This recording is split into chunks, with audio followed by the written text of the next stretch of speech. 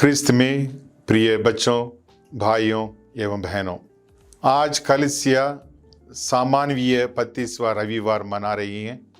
साथ ही साथ आज लैट्रिन महागिरजाघर का प्रतिष्ठान का दिवस भी मना रही हैं। हम रोम में 4 महागिरजाघरों को देखते हैं जिसे बसलिका कहा जाता है। इनमें से लैट्रिन महागिरजाघर सबसे पुराना और सबसे महत्वपूर्ण गिरजाघर है। अधिकतर हम सोचते हैं वेटिकन में जो सेंट पेट्रुस का बसलिका है, जिसमें अधिकतर पोप सभी समारोह को बड़े महत्वपूर्ण मनाते हैं, उसी को ही हम बड़ा गिरजाघर समझते हैं। लेकिन वो नहीं, उसके महत्व के कारण, वेटिकन के अंदर होने के कारण, वहाँ जो जगह उपलब्ध हैं उसके कारण सभी कार्यक्रम समारोह वहाँ मनाई जाती है। लेकिन ये लैट्रिन महागिरजाघर महत्वपूर्ण है क्योंकि माता कलीसिया के लिए वही सबसे बड़ा और पुराना गिरजाघर है। जैसे एक धर्म प्रांत में जब एक धर्माध्यक्ष को नियुक्त किया जाता है, तब अपने गद्दी जो कैथेड्रल कहा जाता है उसमें वो शुरुआत करते हैं।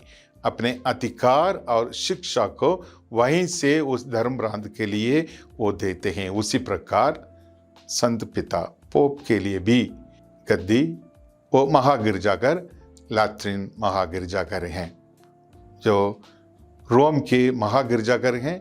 और पोप संत पिता उस रोम के धर्माध्यक्ष होने के कारण वही उनका शासन है, वही उनका गद्दी है, वही है महागिरजाघर हैं।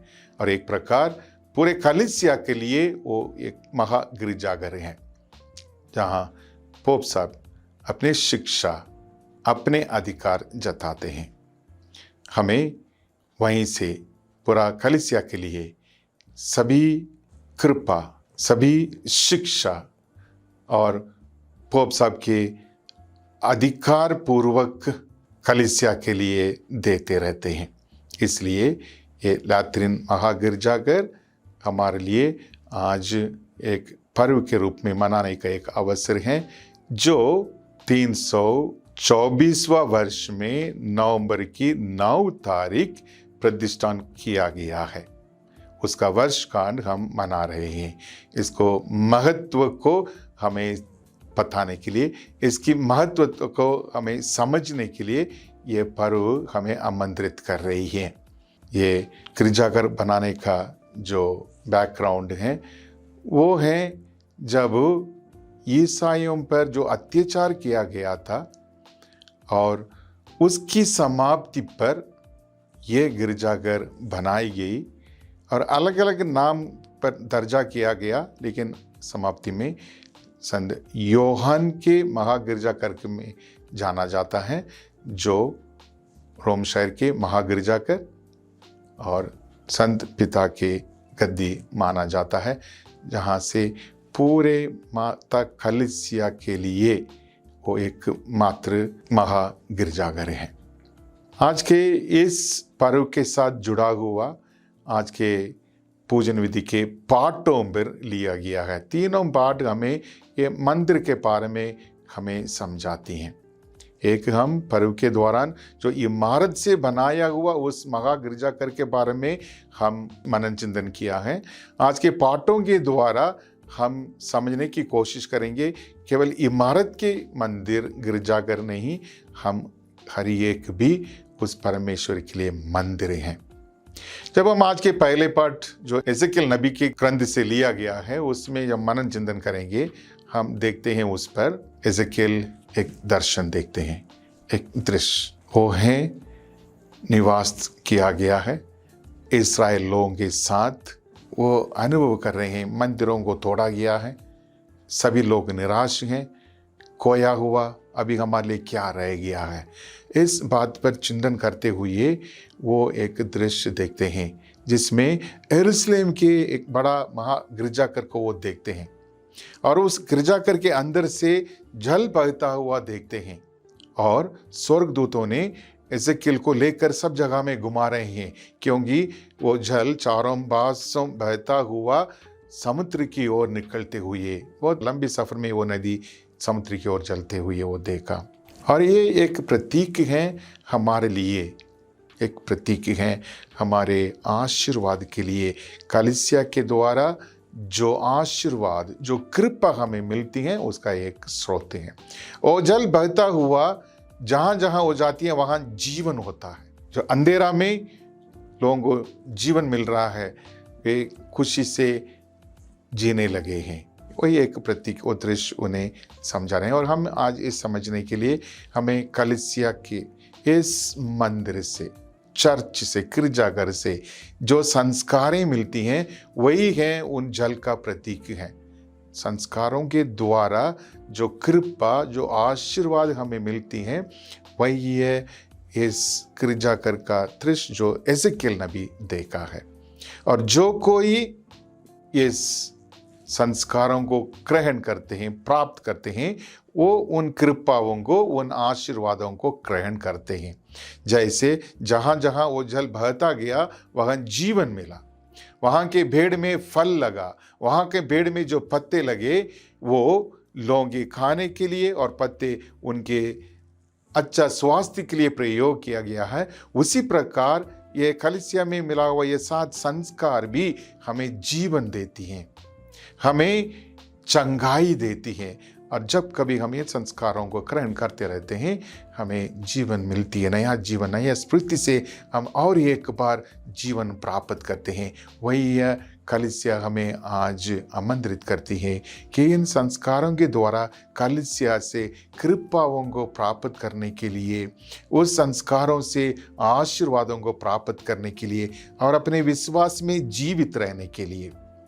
जैसे जहां जहां वो जल बहता रहा, लोग जीवित रहा, वहां पेड़ में फल लगा, पत्ते लगे, उसी प्रकार हम भी जो कलीसिया से संस्कारें प्राप्त करते हैं, वो कृपा हमारे लिए केवल नहीं है, हम प्राप्त कर कर हम दूसरों के साथ, दूसरों के लिए उसे उपलब्ध करना है। यानी हमारे द्वारा जो हम लोग विश्वास में दृढ़ हैं और इन संस्कारों को ग्रहण किए हैं, वो कृपाओं को प्राप्त किए हैं, आशीर्वाद को प्राप्त किए हैं, हम भी उन कृपाओं को, आशीर्वादों को दूसरों को देना है। यही है आज के पहले पाठ से हमें मिलने वाले संदेश। क्या मैं दूसरों की कृपा, दूसरों के आशीर्वाद के लिए कलीसिया में एक स्रोत बन सकता हूँ, सकती हूँ?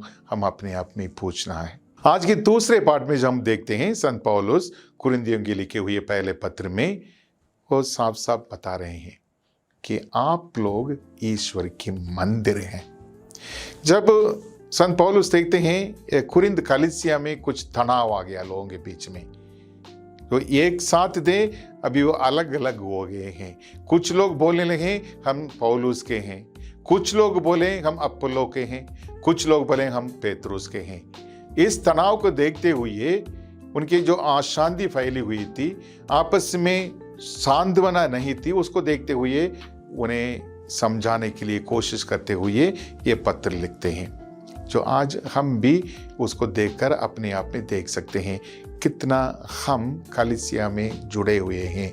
हो या वो एकता है? क्या मैं समझदा हूँ कि मैं ईश्वर के मंदिर हूँ?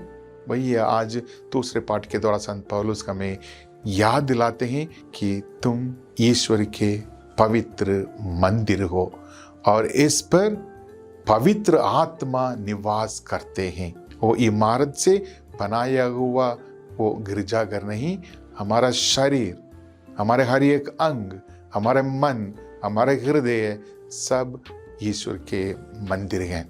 इसलिए हम अपने आप में देखना है, मैं ईश्वर के लिए इस मंदिर को कितना पवित्र बनाए रखा हूँ। क्या मैं याद करता हूँ कि मुझ में ईश्वर, पवित्र आत्मा निवास करते हैं? और इस मंदिर अकेला रहने के लिए नहीं, हम एक साथ, एक दूसरों के साथ जुड़ा हुआ ईश्वर का मंदिर कलीसिया बनने के लिए आमंत्रित किए हैं। आज के सुसमाचार की ओर जब हम मनन चिंतन करते हैं, हम देखते हैं वहीं भी ये मंदिर के बारे में हमें बताया गया है। संत यूहन्न के सुसमाचार से लिया हुआ एक पाठ में हम और एक बार देखते हैं प्रभु के साथ वो यहूदी लोगों की वार्तालाप। उसमें वो लोग उनसे चिन्ह मांग रहे थे। प्रभु कहा और कोई चिन्ह मैं नहीं दूंगा, इस शरीर को, इस गिरजाघर को ढाल दो, 3 दिन में मैं खड़ा करूंगा। जो उन लोग कुछ नहीं है, इतने वर्षों से बनाया हुआ, इसके 3 दिन में, यानी प्रभु अपने शरीर, अपने मृत्यु और जी उठने के बारे में उन्हें समझाने के लिए कोशिश किया। जब तुम इसे ढा दोगे, मार दोगे, तीसरे दिन जीवित हो जाऊंगा, खड़ा कर दूंगा ये मंदिर को। तो यानी अपने आप को एक सच्चे मंदिर के रूप में उनके सामने प्रस्तुत किया है। और प्रभु ने यही कह रहे हैं यशायाह नबी के ग्रंथ से याद कराते हुए, तेरा घर का उत्साह, यानी हम गिरजाघर की ओर, उस मंदिर की ओर कितना उत्साह है, कितना जोश में है, वही हम अपने आप में जांच कर कर देखना है। हम जोश के साथ, हम उत्साह के साथ कलीसिया के लिए कार्य करना है। एक लगन, एक लगाव होना चाहिए कलीसिया के लिए। इसलिए हम देखते हैं प्रभु यीशु मंदिर में प्रवेश करते हुए वहाँ के माहौल के देखते हैं, वो खुश नहीं है, वो क्रोधित हुए हैं, क्योंकि मंदिर, गिरजाघर प्रार्थना का एक स्थान है, जहाँ ईश्वर के साथ लोग वार्तालाप करते हैं, बातचीत करने का एक स्थान है। वो एक पवित्र स्थान है जहाँ शिक्षा दिया जाता है, वो पवित्र स्थान है जहाँ संस्कारें दिया जाती हैं। और इस पवित्र स्थान को किस प्रकार हम रखते हैं, किस प्रकार पवित्र बनाकर हम रखते हैं, किस प्रकार पवित्र का एक माहौल हम बनाकर रखते हैं। वहां पर जब प्रभु अंदर आए, देखें लोग उसको बाजार बनाकर बैठे हैं, जबकि लोग वहां प्रार्थना करने के लिए आए हैं, लेकिन कुछ लोग उसको बाजार बनाकर वहां पशुओं को बेच रहे हैं, पक्षियों को बेच रहे हैं, पैसा का लेना देना करते हैं। प्रभु को क्रोध आया। एक बार एक छोटी सी बच्ची अपने दादा के साथ गिरजाघर में गई। जैसे वो गई, गिरजाघर की सुंदरता को देखी, बड़ा खुश हुई, आनंदित हुई। अपने दादा को बोले, वाह कितना अच्छा है, कितना सुंदर है ये गिरजाघर, यहाँ बैठना कितना मजा आएगा। और दादा के साथ वहाँ बैठ गई। कुछ देर में लोग आए चर्च में, और मिस्सा बलिदान का समय हुआ। जब वो छोटी सी बच्ची देख रही है कि जो लोग वहाँ मिस्सा के लिए आए वो क्या कर रहे हैं। कुछ लोग अपने मोबाइल में व्यस्त थे, कुछ लोग एक दूसरों के साथ बात कर रहे थे, कुछ लोग इधर उधर देख रहे थे, बहुत सारे अपने आप में खोए हुए थे। उतनी खुशी, उतनी सांत्वना के साथ, उतने रुचि के साथ वो मिस्सा बलिदान की ओर ध्यान नहीं लगा। उसे देखते हुए बड़े अचंभे में वो छोटी सी बच्ची घर आकर अपने दादा से बात करती हैं, पूछती हैं, इतने सुंदर, इतने अच्छे गिरजाघर में जो लोग आए थे प्रार्थना करने के लिए, और उनमें से कुछ लोग मोबाइल में छेड़खानी कर रहे थे, कुछ लोग आपस में बात कर रहे थे, कुछ लोग अपने आप में खोए हुए थे, कुछ लोग इधर उधर देख रहे थे। मैं किसी को भी उस मिस्सा बलिदान की ओर रुचि के साथ ध्यान देते हुए, लगाव रखते हुए मैं देखा नहीं है। जी हाँ, यही माहौल प्रभु यीशु के समय में उस गिरजाघर में हुआ। इसलिए प्रभु को क्रोध आया, इसलिए उन्हें भगाया, इसलिए उन्हें कहा, ये बाजार का जगह नहीं है, ये मेरा पिता का घर है। सो इमारत से बनाया हुआ गिरजाघर और हम गिरजाघर, यानी दो प्रकार आज के पाठों के द्वारा और आज के इस पर्व के द्वारा हमारे सामने रखा गया है। दूसरी और महत्वपूर्ण बात यह है कि हम कलीसिया की ओर, गिरजाघर की ओर एक लगाव रखना चाहिए, उत्सुकता होना चाहिए, जोश होना चाहिए। कलीसिया में बहुत सारे लोग हैं जिनको ये लगाव था, जो जोश के साथ, उत्साह के साथ कलीसिया के लिए कार्य किए हैं। मदर तेरेसा एक उदाहरण है, पूरे उत्साह के साथ, जोश के साथ कलीसिया के लिए कार्य किया है। वो मंदिर जो टूटे फूटे उन गरीब अनाथ लोगों में वो देखी थी, उनके लिए कार्य किया, वही है उन मंदिरों को बनाए प्रभु के साथ जुड़े रखने के लिए, पवित्र बनाने के लिए। हम देखते हैं संत फ्रांसिस असीसी, उनका जो लगाव था गिरजाघर को उसके मरामत करने के लिए, केवल इमारत को नहीं, कलीसिया को मरामत करने में। हम देखते हैं रानी मरिया जो अपने आप को दूसरों के लिए बलिदान चढ़ाई। हमारे समय कभी कभी जो बातें हुए 1995 में, और रोक सकती थी जब उन्हें लोग जाकर रोके थे कि ये काम नहीं करना है, लेकिन नहीं, उनका था ईश्वर के इस कलीसिया को बनाना, उसकी ओर मेरा लगाव, उसकी ओर मेरा उत्साह, उसकी ओर मेरा जोश है, इस कलीसिया को बनाना है। वो भी जो पिछड़े हुए लोगों के बीच में जाकर उनके कल्याण के लिए कार्य किया, इसलिए उसे मारा किया है। हम ऐसे कलीसिया में बहुत सारे लोगों को देखते हैं, उदाहरण के लिए बहुत सारे संतों को भी देखते हैं जो कलीसिया को बनाने में पूरे जोश, लगाव और उत्साह के साथ कार्य किया है। प्यारे भाई और बहनों, बच्चों, आज हमें कलीसिया आमंत्रित कर रही है ये इमारत से बनाया हुआ उन गिरजाघरों को, और प्रभु ने बनाया हुआ इस हमारा शरीर जो उनका मंदिर है, इसको किस प्रकार हम पवित्र बना रहे हैं। लगाव, लगन, जोश, उत्साह के साथ कलीसिया के प्रति, वो इमारत को पवित्र रखने में, शुद्ध रखने में, और खुद हम जो ईश्वर के मंदिर हैं, जैसे संत पौलुस कहा, तुम पवित्र आत्मा की मंदिर है, पवित्र आत्मा तुम्हें निवास करते हैं। इसको कितना पवित्र रखने के लिए हम कोशिश करते हैं, क्या हम अपने आप को शुद्ध करते हैं? तीसरी प्रश्न हम देखना है, जो कृपा हमें मिलती है कलीसिया से, जैसे पहले पार्ट में हम देखते वो जल बहता रहा, कृपा मिलती रही, जीवन मिलती रही। हम संस्कारों के द्वारा उन कृपाओं को प्राप्त करते हैं, हम संस्कारों के द्वारा उस आशीर्वाद को प्राप्त करते हैं। केवल अपने आप के लिए नहीं, हम दूसरों के लिए स्रोत बनना है कृपा मिलने के लिए, हम दूसरों के लिए स्रोत बनना है ईश्वर की आशीर्वाद मिलने के लिए। कलीसिया में मैं अकेला नहीं, स्वार्थ से नहीं, घमंड से नहीं, मगर एकता बनाए रखने के लिए मैं कितना कार्य करता हूँ। इन शहीदों के जैसे मैं इस कलीसिया को बनाए रखने में मैं कितना महत्वपूर्ण भाग लेता हूँ। इस इमारत से बनाए हुआ उस गिरजाघर को पवित्र बनाए रखने के लिए मेरे से क्या योगदान है, और मैं जो प्रभु के मंदिर हूँ इसे पवित्र बनाने के लिए मैं कितना योगदान देता हूँ। और मैं एक दूसरों के साथ जुड़े हुए मंदिर बनकर, प्रभु के निवास स्थान बनाकर इस कलीसिया को बनाए, यानी कृपा की स्रोत, आशीर्वाद की स्रोत बनकर दूसरों तक पहुंचाए, दूसरों के प्रभु की ओर लाए, और एक सबसे महत्वपूर्ण उत्तम मंदिर बने। आमीन।